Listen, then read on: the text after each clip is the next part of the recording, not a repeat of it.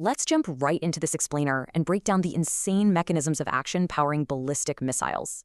At its core, it's just an extreme delivery system, built to punch a payload from point A to B.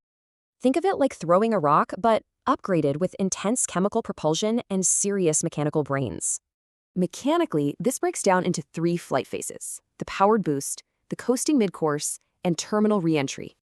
Getting off the launch pad requires massive raw power.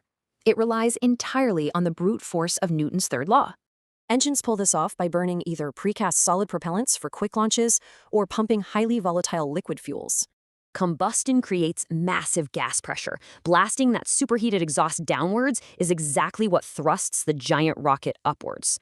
But wait, how does a multi-ton cylinder actually steer itself at those totally extreme velocities? Well, true ballistic trajectories rely completely on autonomous inertial navigation systems to find their way.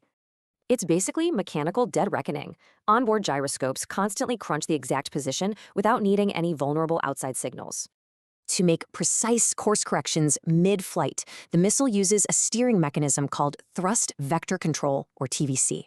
This works by physically pivoting the engines on gimbals or sticking heat-resistant vanes directly into the exhaust flow. Once the fuel runs dry, a post-boost vehicle makes microscopic aiming tweaks before releasing the actual payload. Then the mechanism shifts into the mid-course phase.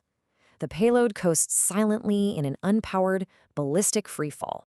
The scale here is staggering, guys. It reaches an apogee of up to 4,500 kilometers above Earth. Hurtling through the vacuum of space, these warheads hit mind-bending speeds of up to 10 kilometers per second.